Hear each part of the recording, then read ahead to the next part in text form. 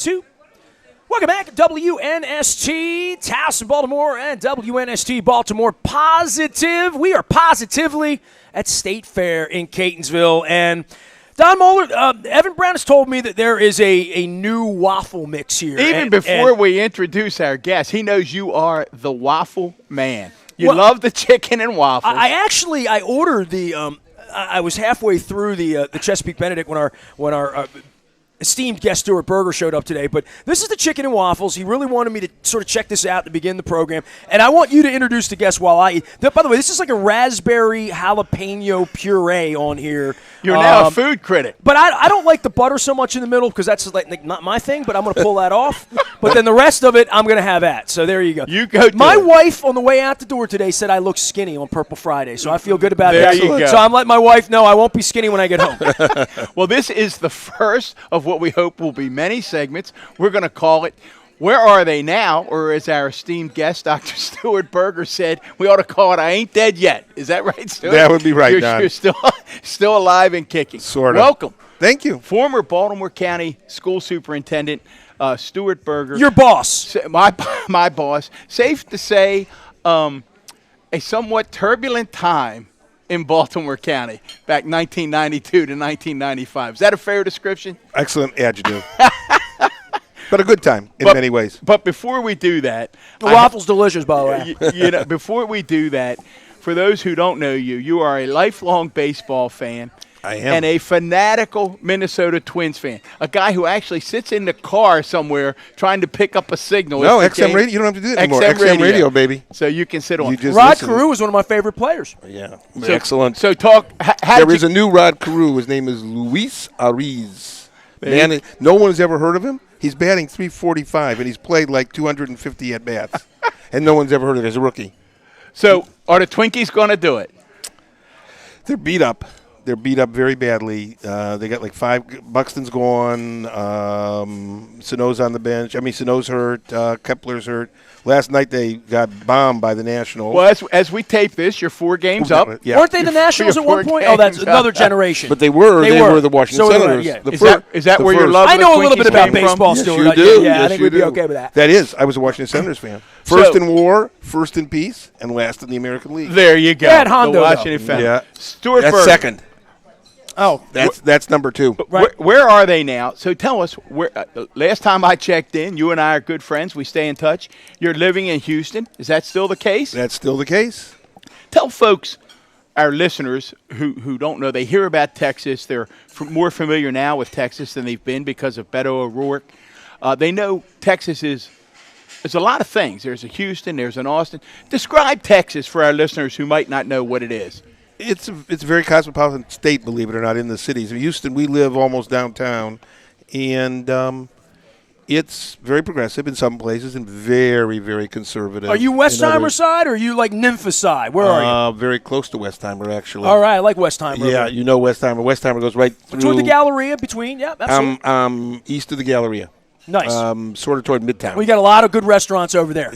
Everybody says, I don't know any of them. I can't afford any of that, but everybody says they're very good. So it's when I first went, and everybody was giving me a hard time. What are you doing? What are you doing? I went for the climate. It's great. And not right now, but it's great. And it was funny because where we live is very, very diverse.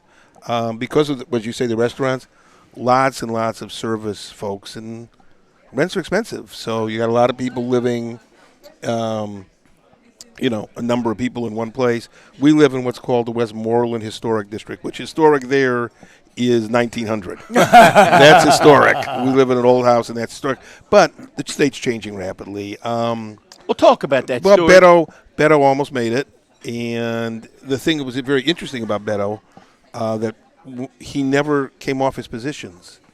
When he got to the general election, he took positions that you didn't have to be a political scientist to know were absolutely still out of the mainstream. Now, he ran against somebody who's very disliked, but and with good reason. Yeah, and he came close. He came did very come close. If I remember you and I talking at that time, your gut was that Beto would come close, but that Texas was not quite yet ready to embrace a Democrat, getting closer, closer, closer. We know what that means in terms of electoral college in presidential elections. Now that you're down in Houston, you're living, Texas, you live and breathe Texas now. Are Democrats still kidding themselves if they say Texas is in play in a presidential election? You know what I think, and I'm certainly no genius on this. You know what I think's changed it? Guns. In what way? I think it was an issue that nobody would touch very much. And look at where Beto is now. I mean, he's gone about as far as you can go. He's, you got to give back, which I think it makes sense to me. I don't know why anybody needs an assault weapon, but that's neither here nor there. Well, after race, guns would be the next biggest thing that would be a complete divider. You either are for or you are not, right? Correct. Agreed. So your gut is that El Paso might be a game changer. I think the Democrat has a chance. I think the cities have all are completely Democratic. No surprise, right? What's interesting, and what you saw in the last election, is the inner rung burbs are now all Democratic. But the demographics of them have changed, significantly. They're far more diverse. Two long-serving congressmen, one in Dallas, one in Houston, lost.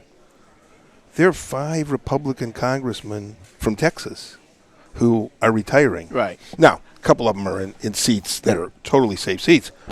3 of them are not. Will Hurd would have lost, probably would have lost, given the demographics of that being on the border.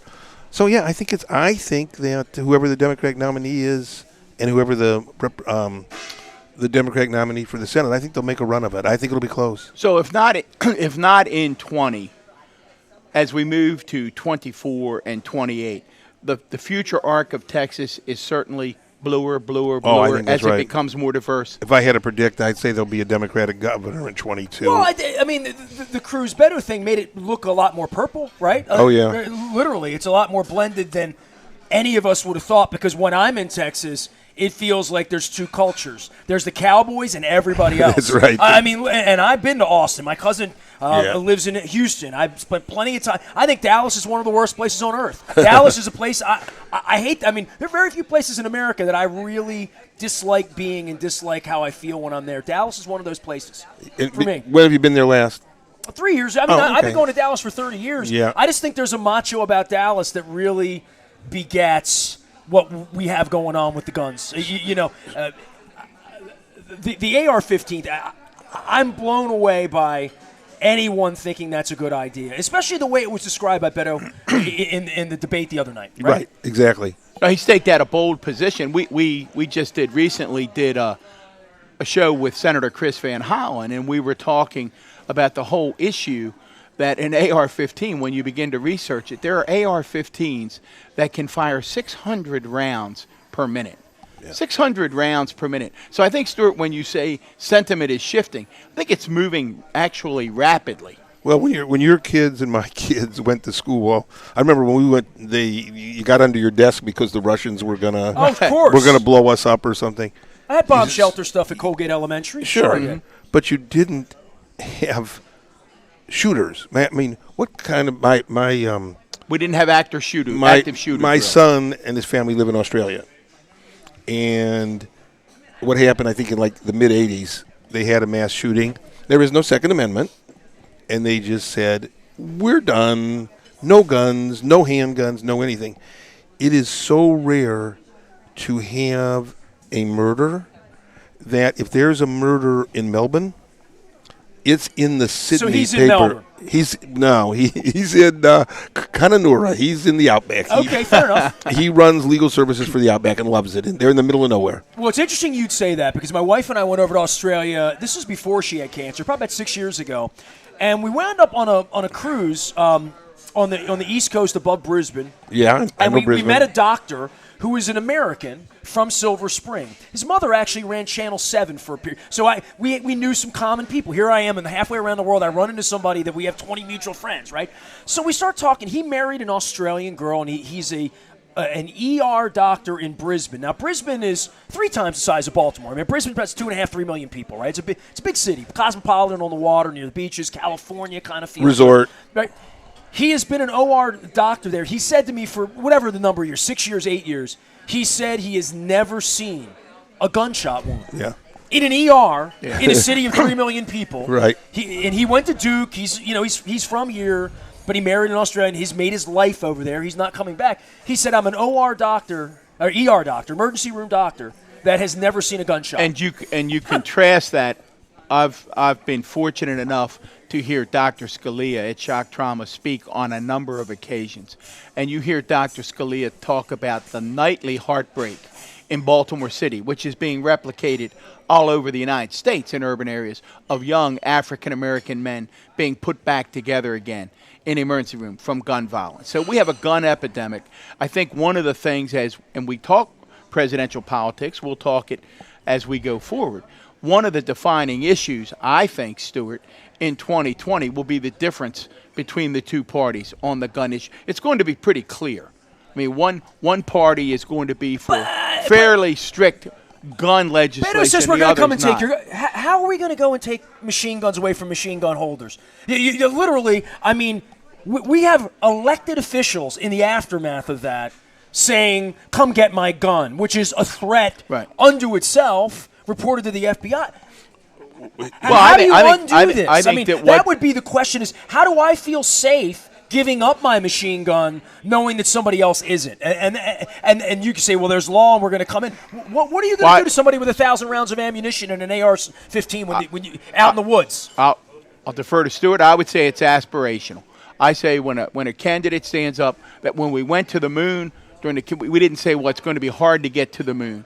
Yes, it's going to be hard to have mandatory buybacks, but I think the fact that it's aspirational and it's moving the needle is what we need. More of the same timid, incremental change just isn't going to cut it when there are more than 300 million guns in the United States. It feels like the snakefish when they brought it here to Maryland, right? They put the Japanese snakefish, the predator fish, you put it in the water, good luck. Good luck now getting it out of the water. And I think that's where we are with guns.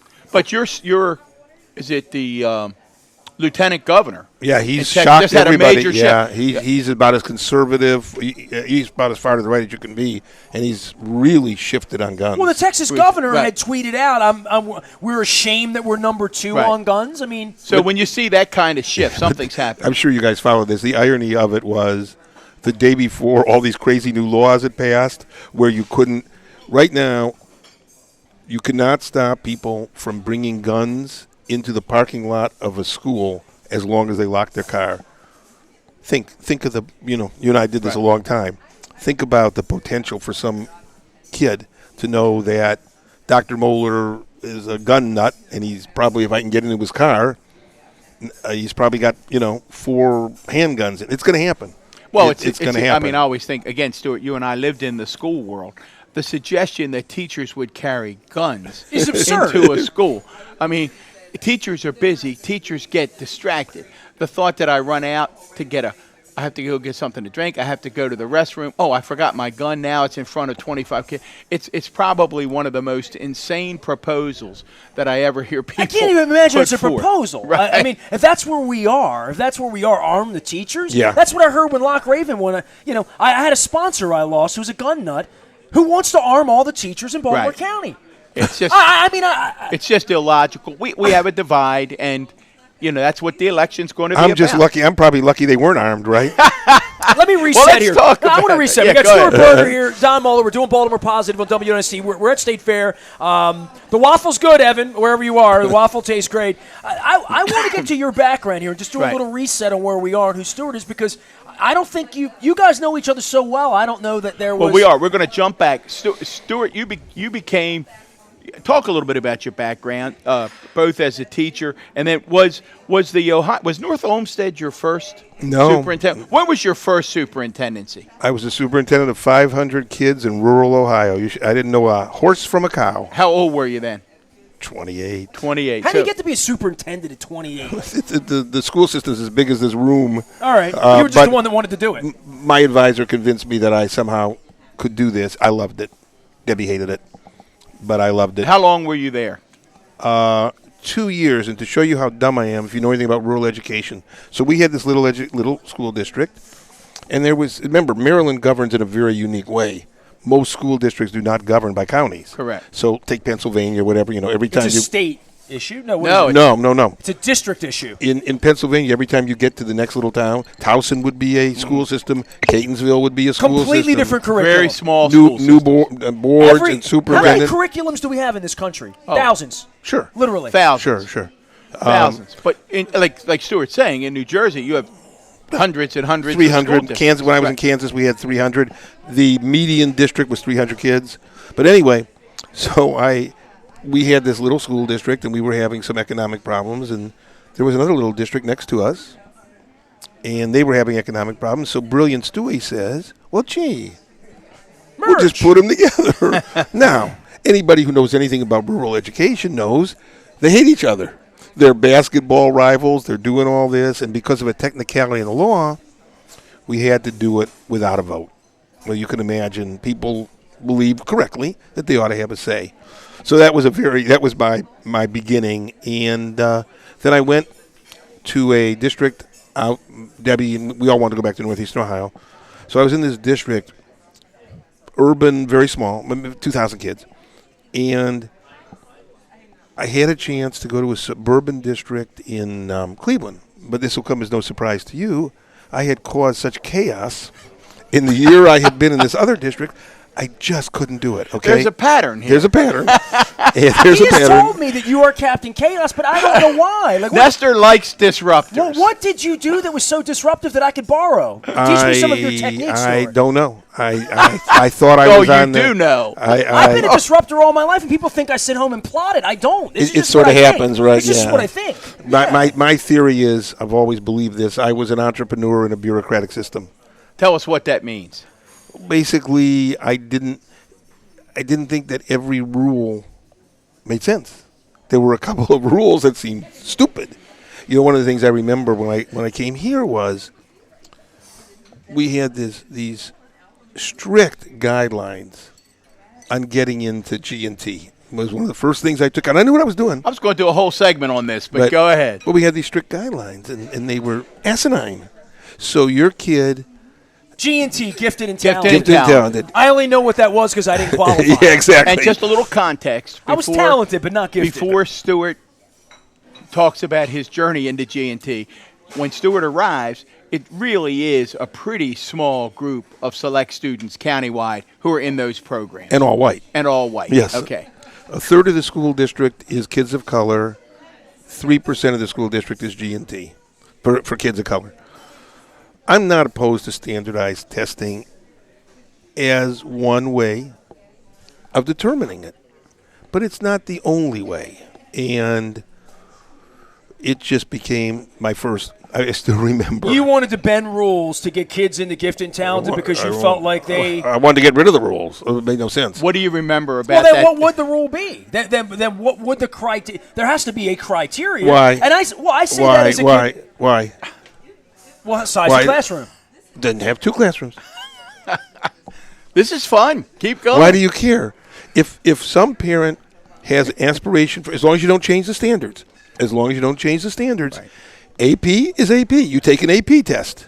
Okay? I don't care who goes in AP. Anybody? I know what AP is. Advanced placement. All right, the most rigorous. You guys are all nerded out. These are regular people here. It's the most who are putting rigorous. their children into school. They want AP. Listen, let's jump. I'm gonna. All right, we're gonna. But I want to tell the Loch Raven story. Well, we're gonna get the Loch Raven. AP was assistant principal, wasn't Yeah, that's true. You saw him plenty, or her, right?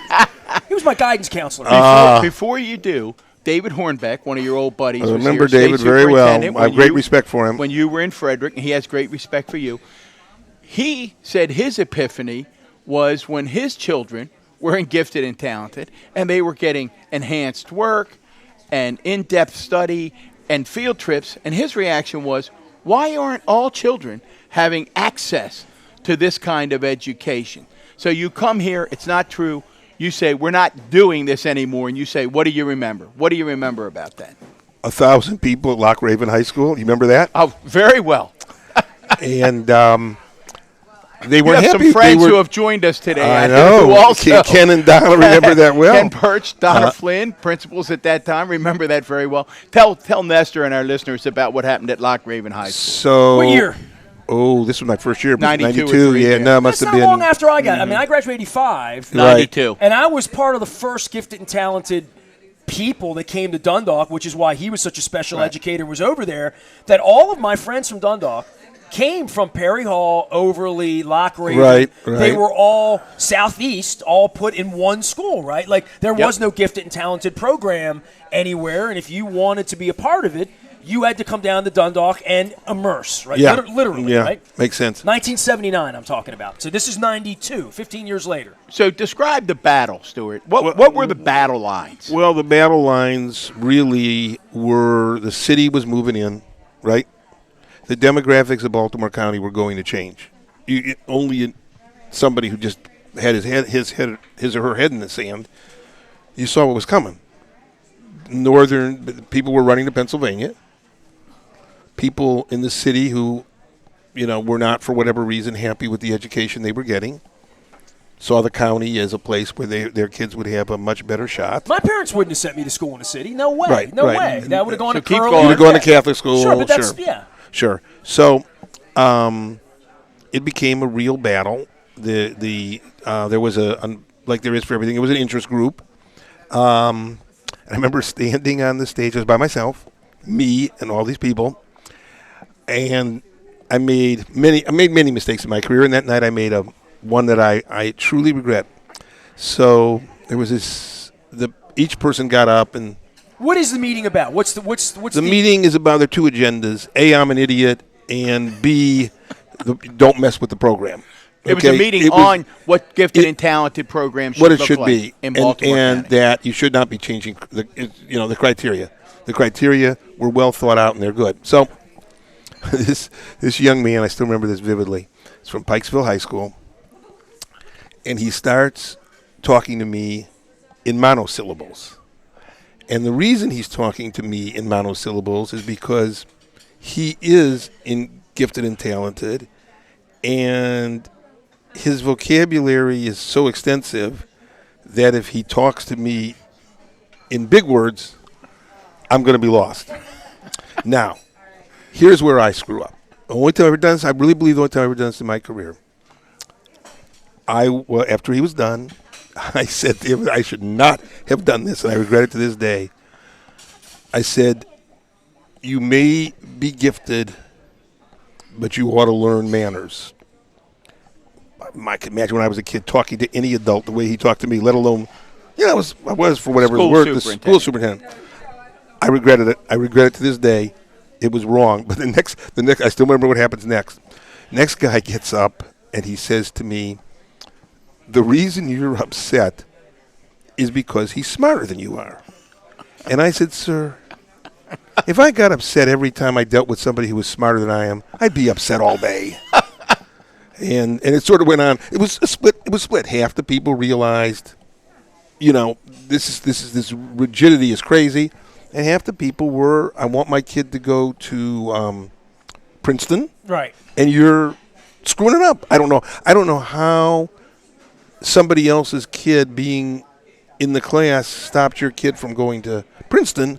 Never did understand that, but. Well, it's so interesting. Isn't it interesting, Stuart? And you probably haven't been following it. Maybe you have from Houston. But here we are almost 30 years later. 30 years later.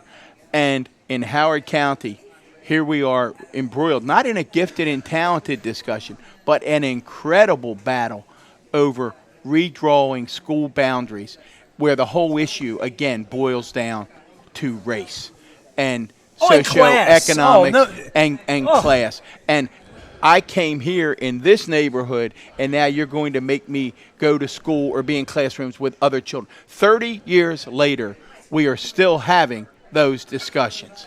Because we've convinced parents, when you give schools report cards, when you do all the things they do, this is a good school, this is a bad school. Yeah, the schools I always fought with, every place I was, including here. I won't mention the school, but the teachers somehow, you'll remember this, there was years ago the teachers union had a sticker that many teachers had in the back of their car, which said, if you can read this, thank a teacher. And I always wanted to put one on there that said, if you can't read this, blame your parents. Because they can't be the variable only for the good outcomes. They have to be either no variable. You can say it's all the home. I'm helpless to do. I don't know why we're paying them, but I'm helpless to do anything. There's poverty. There's single parents. I don't know what all there is, but there's bad stuff.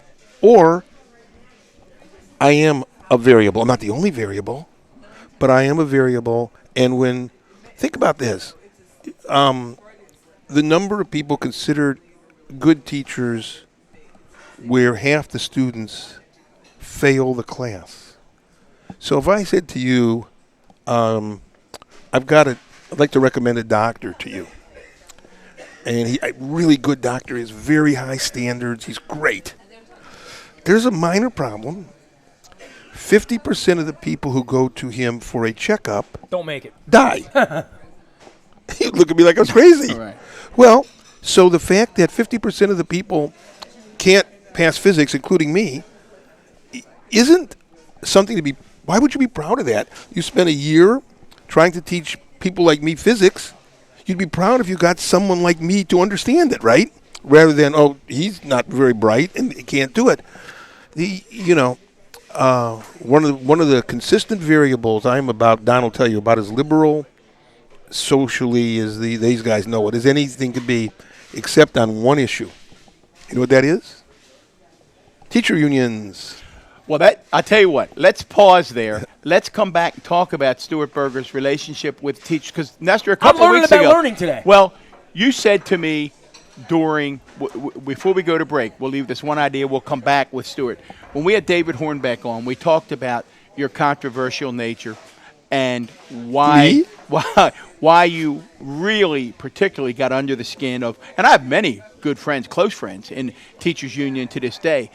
They were always angry at you. And one of the things that you said, and Nestor looked at me and he said, I don't understand why it was controversial. You love to get up in front of a group of teachers and say, folks, let's just always remember, we have one client. Do you remember who the client is? Yeah, I would hope it's the kids. Okay, the kids. And Nestor looked at Dr. Hornbeck and me and he said, why would that have been controversial? When we come back, we're going to talk about why that was controversial. Dr. Stuart Berger, here at State Fair. What are we doing, Nestor? Eating waffles and chicken, doing Baltimore Positive. Back on WNST.net, AM 1570, WNST right after this. Boom.